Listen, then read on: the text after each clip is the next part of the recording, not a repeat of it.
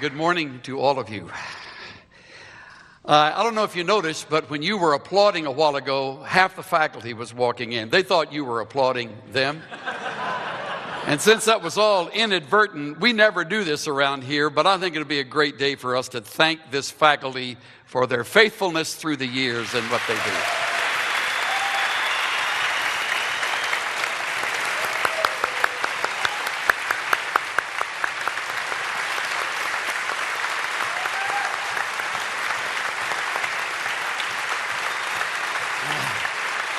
Good.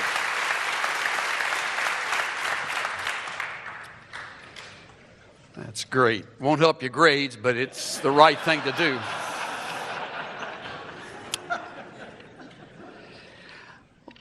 Bill mentioned Harold Honer and he knowing each other all these years. What you don't know is that Harold's about deaf in his left ear. He's been listening to that trumpet for about 40 years. And if he just changed seats, it would help, but he always sits right there.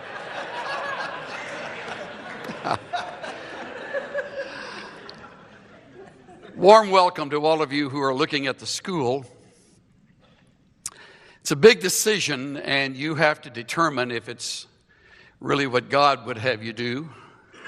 We would have you do it, and if you ask us, we're all biased, so you'd get the expected, predictable answer, but you wait on God, and He'll make it clear to you what you should do. Because you will invest years of your life here, and you will form habits for ministry. You will watch and admire and stand and sit alongside and in front of these faculty members who will shape your thinking, not only about ministry, but about the scriptures and how to handle God's word. And so your decision is a huge one. So take your time. It's too important to rush into that decision. I want to talk to you today about God's school, which is a sacred school, and it goes on not only while you are here, but through the years that will stretch out in front of you. And in God's school, that curriculum never has a vacation. It goes on all the time. Let me set that up by saying when I was a first-year student here back in 1959, one of the guest preachers was Alan Redpath, who was at that time pastor of Moody Church up in Chicago. Can't remember what he was talking on, but I do remember and will never forget one statement he made that I have quoted on a number of occasions in my own ministry of now just about 45 years. He said, when God wants to do an impossible task, He takes an impossible person and crushes him.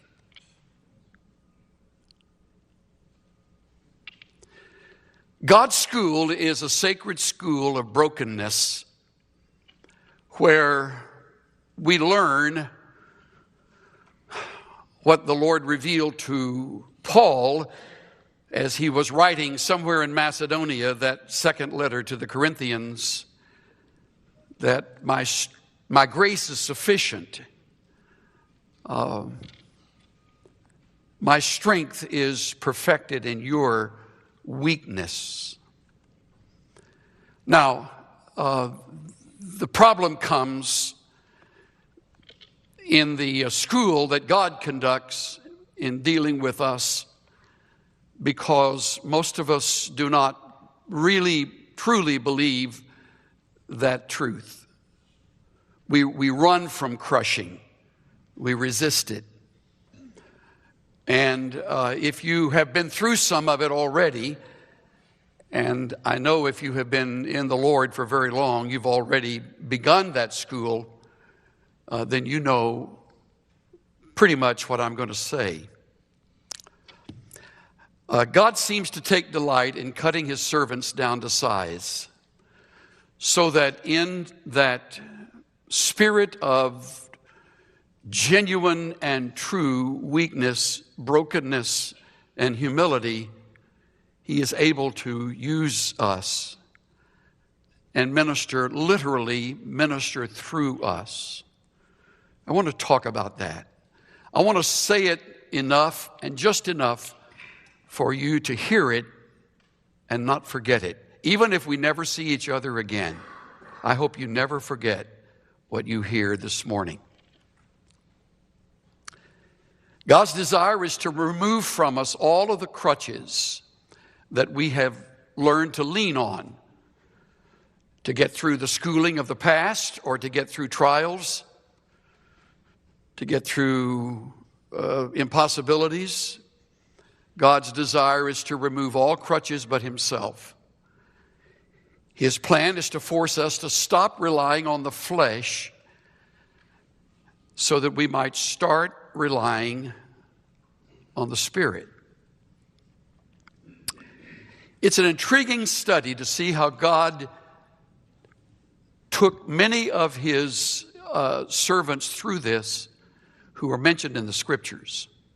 I'm going to choose one today, and in choosing this one, I'm overlooking a half dozen others whose lives illustrate this just as clearly. Perhaps not quite as eloquently as this life. But here we will find the classic study of brokenness. The story begins in this man's life actually before he ever was made aware that he would be used of God in any way.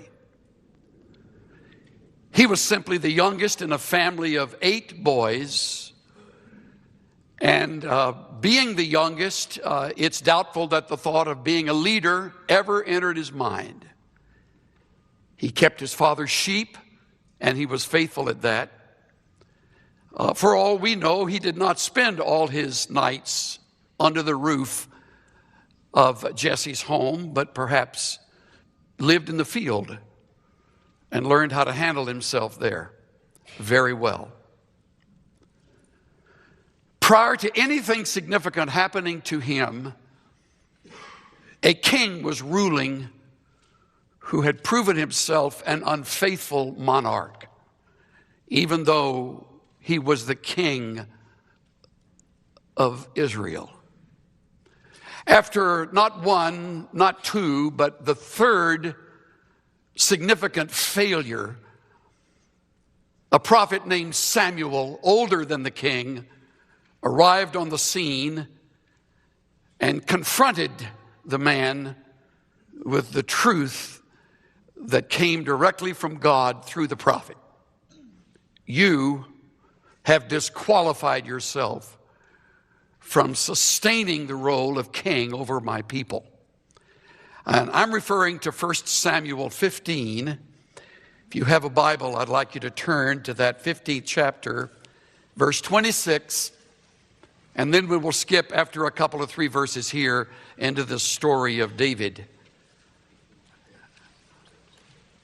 and the unique way God used Saul in David's life.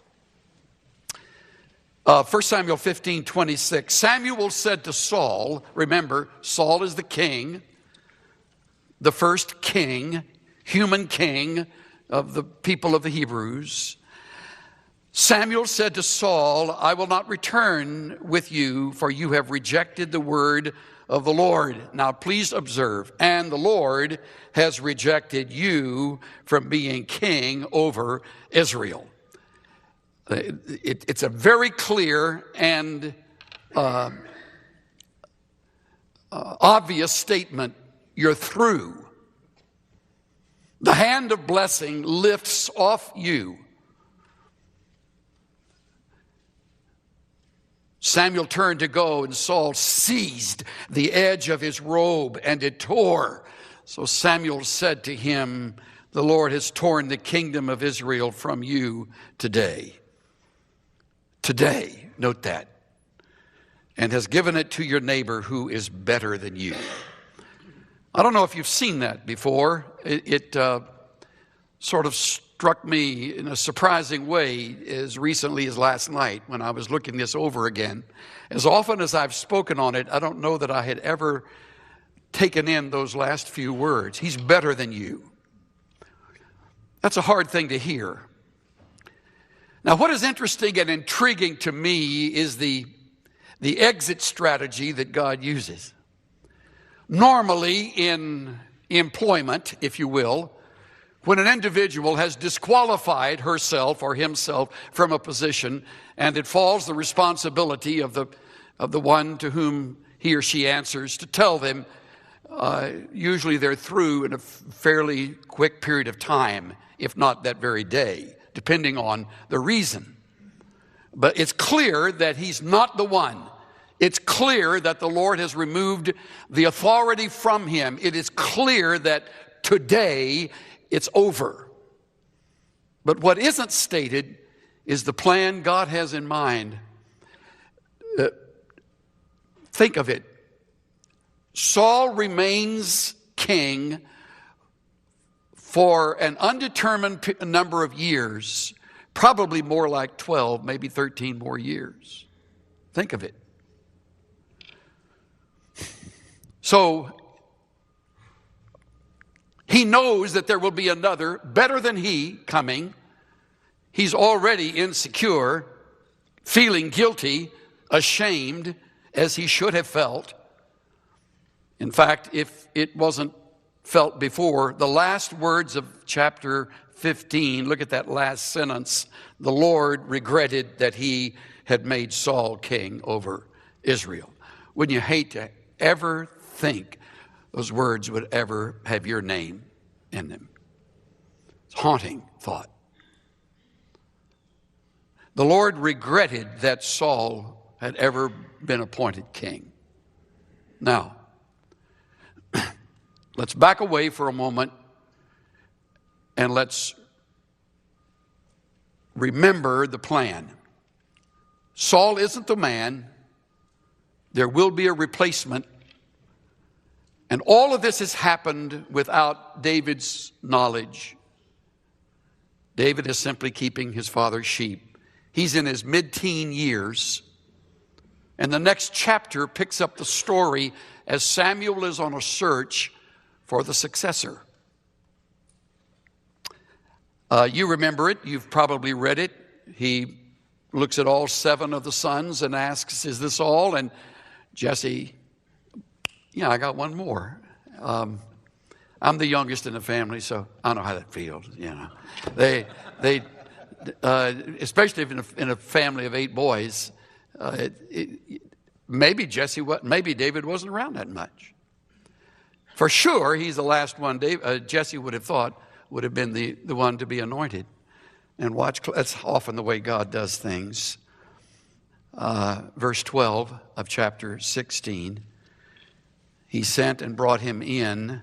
This is the first description of David. He was ruddy, with beautiful eyes, a handsome appearance. And the Lord said, arise, anoint him, for this is he. Now, you and I know what's come before. David doesn't know anything. He's still sweaty from being out in the field with his sheep. He walks in. He has no idea who the old man is standing there with a flask of oil. And the next thing he knows, there's warm oil running down his neck. And words are said like, anoint him, for this is he. But that's not all that happened. We read in the same verse, or the next verse, Samuel took the horn of oil, anointed him, and the Spirit of the Lord came mightily upon David from that day forward. Samuel arose and went to Ramah. Task completed. The rest will leave in the hands of the Lord. That's how they did it back then. He's been anointed the king. He's the king elect. No coronation. David goes back with the sheep. He doesn't run downtown and try on crowns. It never dawns on him that there would be any time factor. I'm sure much of it wasn't really that clear to him. You will have moments in your life when there will be such surprises that it will sort of pass by you without you realizing the significance of the moment. He's going to be the king.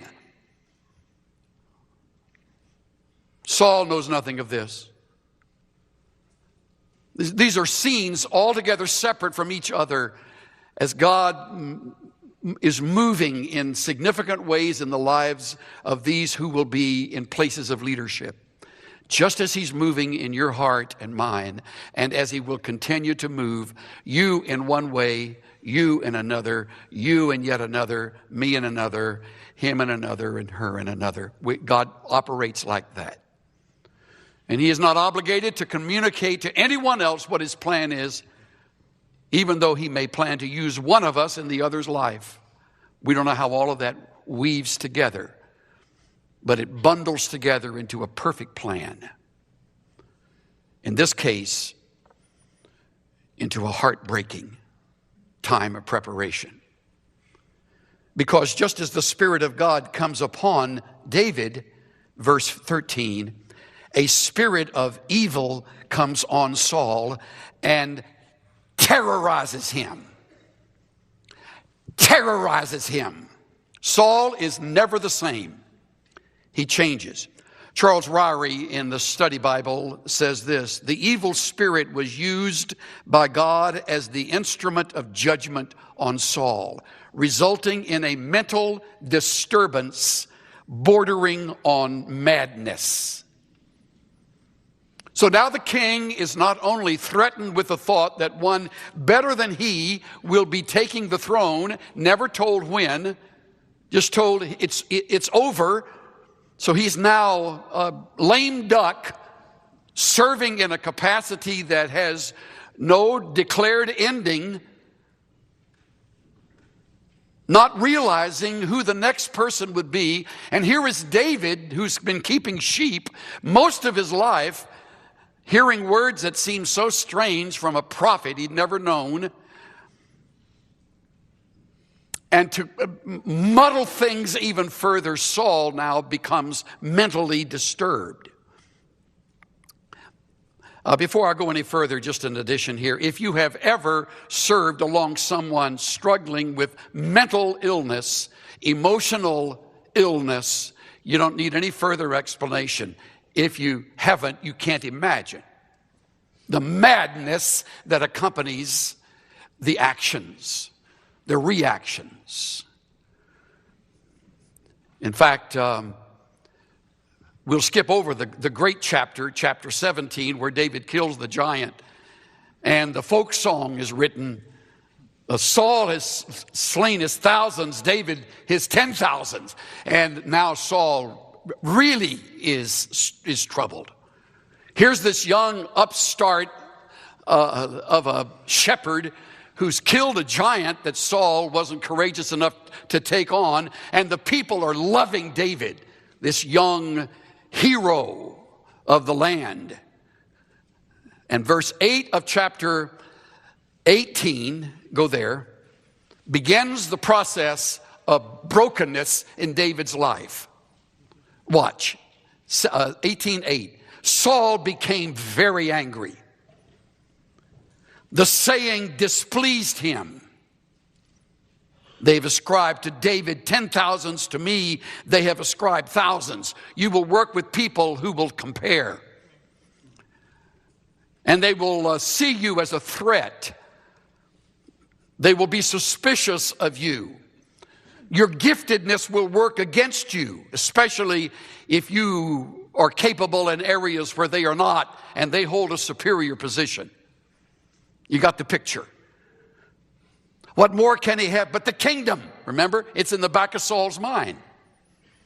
The one statement he didn't want anybody to know about, but he's living with it. Look at verse 10. Look at the verb in the middle of the verse.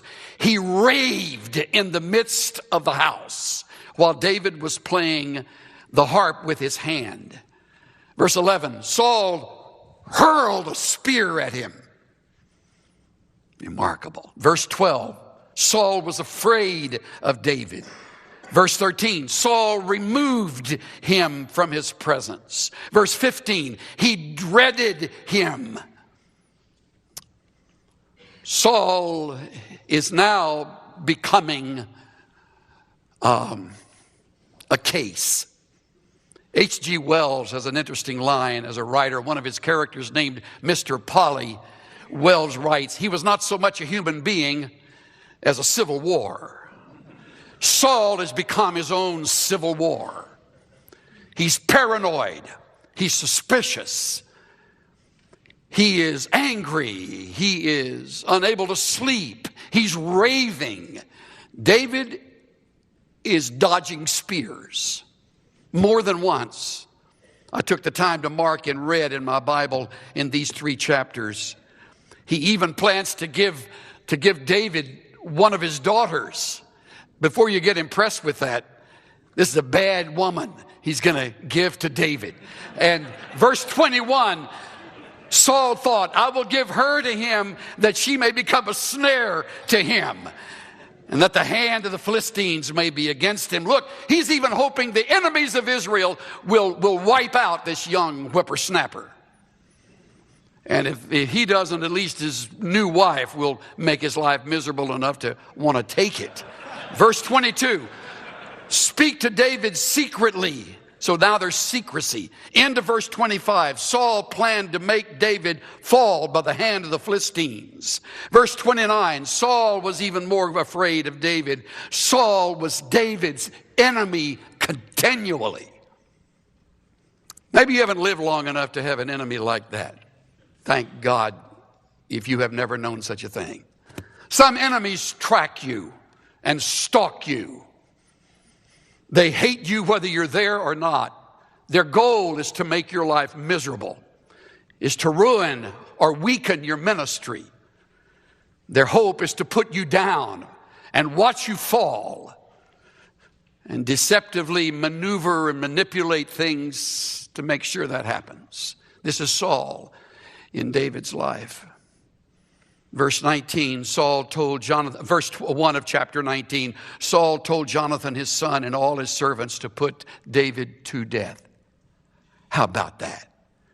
Talk about distracted. He's now telling his own boy, you make sure there's a hitman that finishes him off.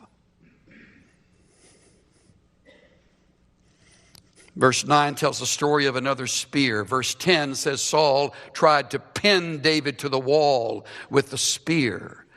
Saul sent messengers to David's house to watch him in order to put him to death. What am I doing? I am deliberately staying on it and staying on it like the physician puts his finger on the point of pain and presses and says, does that hurt? And when you say it does, they never back off. They push harder. And that's what Saul's doing. That hurt? You haven't felt anything yet. He's going to get David out of his life. What David can easily forget is that Saul is the tool being used by God to prepare him to king it, so that he will not be a Saul replacing Saul. My daughter, going through a terrible time right now in her life, said to me the other day, Daddy, I want you to read a book.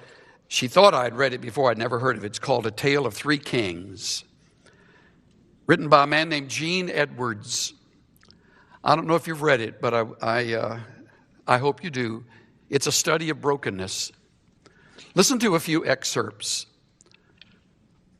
God has a university. It's a small school. Few enroll. Even fewer graduate. Very, very few indeed. God has this school because he does not have broken men and women. Instead, he has several other types. He has those who claim to be God's authority and aren't broken. He has those who claim to be broken and aren't. And then there are those who are God's authority who are mad and unbroken. And he has, regretfully, a mixture of everything in between. In God's sacred school of submission and brokenness, why are there so few students? Because all who are in this school must suffer much pain.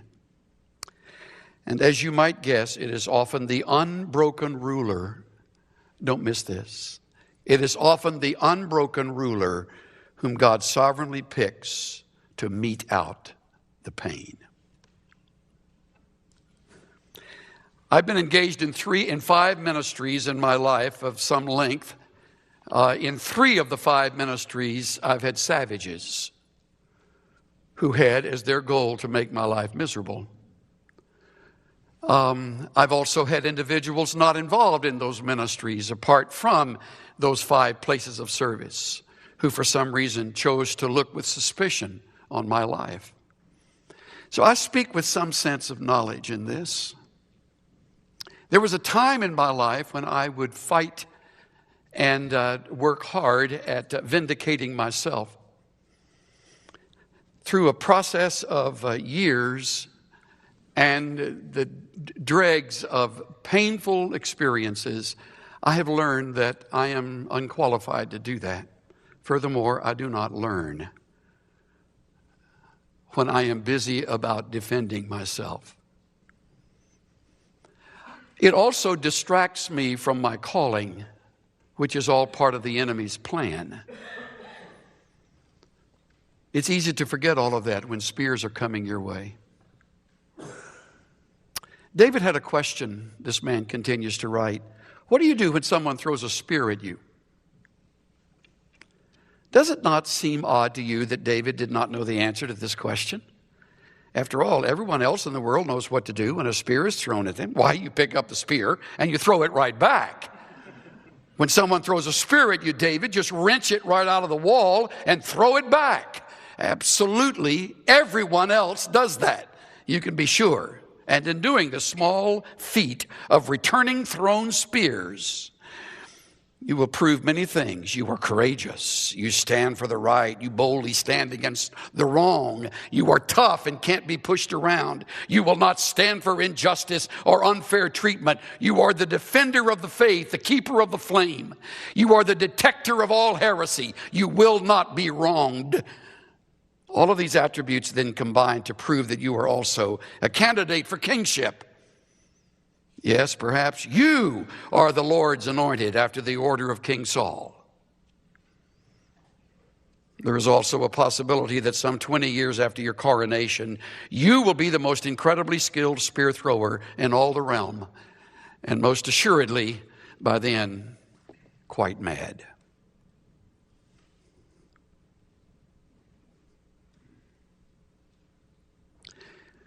When God wants to do an impossible task, he takes an impossible individual and crushes him. Has spears thrown at him. Has people say things about him that are not true. Brings out in his life Sauls and other individuals who team together to finish you off. Now, why would I talk to you about this? I mean, some of you are just thinking about ministry. If you're looking for a reason not to get in, you're getting it today, aren't you?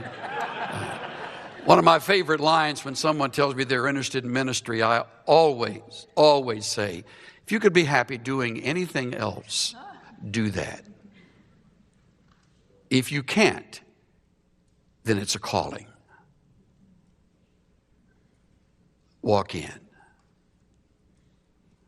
with your eyes wide open.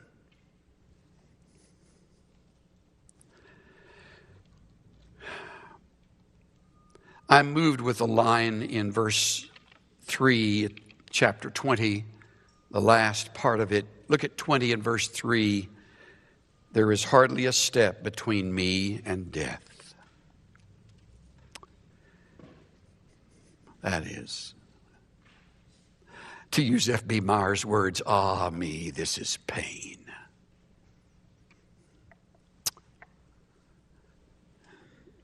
I think some of the people who are on this platform understand that line.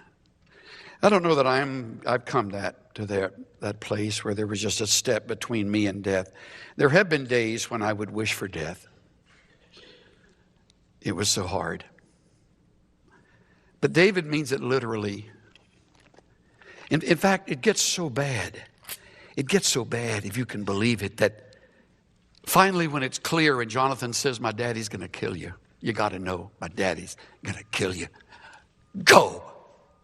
And David runs and makes his existence in the caves of En-Gedi. If you ever go to Israel, be sure that somebody drives you near so you can walk up to the caves of En-Gedi. He probably showered in the waterfall on the hillside. He lived his life for years in caves and dens. This is the king-elect. This is the man who remembers the oil coming down the back of his neck. Living in a cave for years as Saul plans a way to finish him off.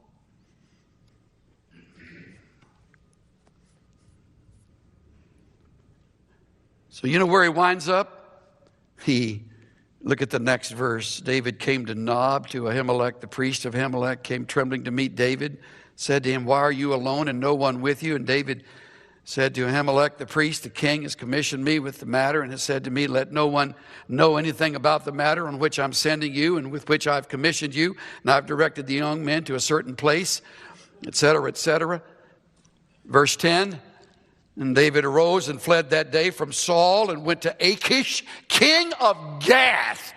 Gath. Guess who was from Gath? Goliath. This is Philistine territory. That's like Osama bin Laden hiding in the FBI headquarters. What is this? I mean, the people of Gath find out David, the giant killer, is now among them. They don't know anything about the spear throwing. They don't know nothing about the oil that's gone down his neck. They don't know anything about the plan of God. All they know is they've got this wild man in there. And look at what happens to David. This is just incredible. Verse 13, he disguised his sanity before them. David acted insanely in their hands and scribbled on the doors of the gate and let his saliva run down into his beard. He's at the bottom of his life. This is our hero. Scratching the door near the king of Gath's palace. Somebody said, you know, there's somebody that would like to bring to you. I've always smiled when I read verse 15. The king says, do I lack madmen that you have brought this one to act the madman in my presence? I got enough nuts. You don't need to bring another one to me. Here's the whole point. It is all designed to take away every crutch. He probably couldn't even name his brothers right by now. Maybe his daddy's dead. For all he knows, Jonathan's forgotten him. He is all alone. Cave dwelling does that to you. Your mind plays tricks on you. And in your life, as in my life, Sunday comes. You'll learn Sunday comes every 3 days. It's like it never goes away. And you're on. And very few except your own spouse in the flock knows what you're going through. It's not something you take to the pulpit with you. Every crutch being removed. Why? Because it's God's school to break you down. When he wants to do an impossible task, he takes an impossible person and crushes him. One thing good about all this time is the Psalms he wrote. I haven't the time to read most of them, but turn to Psalm 35. I love it. Contend, O Lord, with those who contend with me. Fight against those who fight against me. Notice where he takes the fight. He looks up.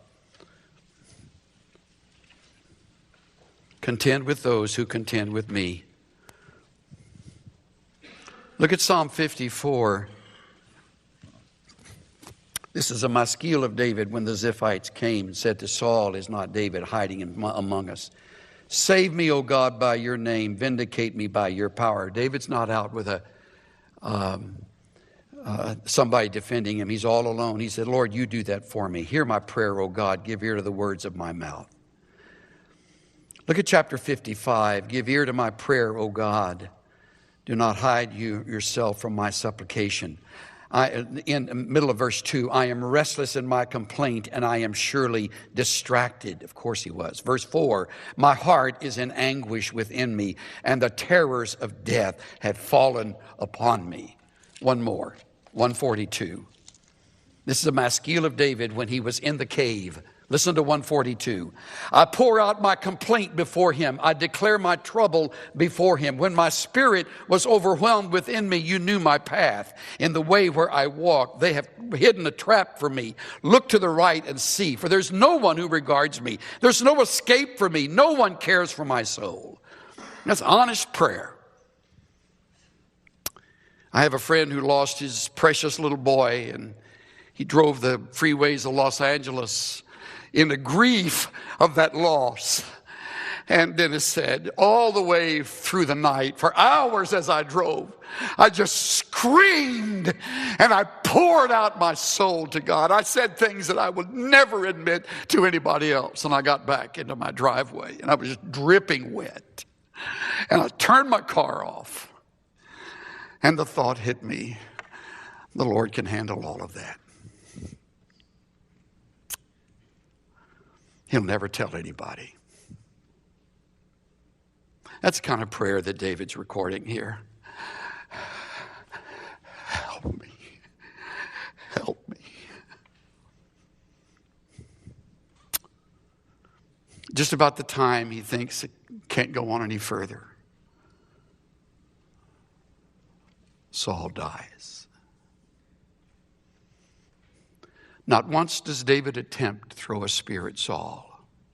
Not once does he retaliate. Isn't that great? And he's just 30 years old. And he's that mature. How? He graduated from the school of brokenness. As one man put it, one by one God took them from me, all the things I valued most, until I was empty-handed. Every glittering toy was lost. And I walked earth's highways grieving in my rags and poverty till I heard his voice inviting, lift those empty hands to me. I turned my hands toward heaven and he filled them with a store of his own transcendent riches till they could contain no more. And at last I comprehended with my stupid mind and dull that God cannot pour his riches into hands already full.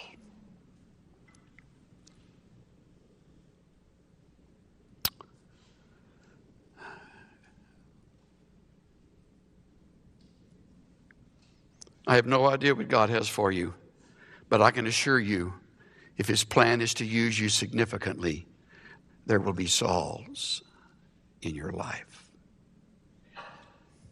There will be caves.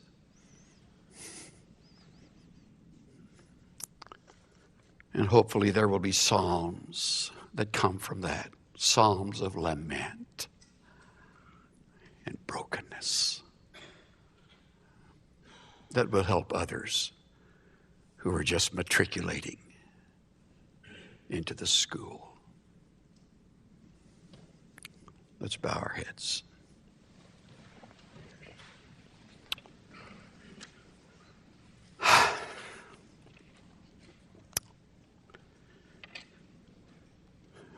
While our heads are bowed, as if we have an altar right there in our lap in front of us, just place yourself before him. And just tell him, Lord, hold me close.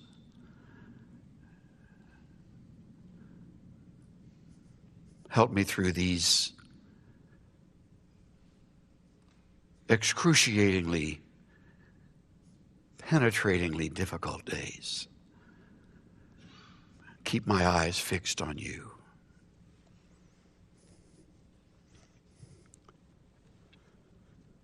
Thank you, Father, for your faithful classroom work in the school of life. Just as Paul had his Alexander, just as Moses had his Aaron and Miriam, just as Nehemiah had his Tobiah, Sanballat, and Geshem, just as David had his Saul, we all will be there. As you crush us, remold and make us that we might be effective, empty-handed, open-hearted instruments used for the Master in your way and in your time. For Jesus' sake. Everybody said.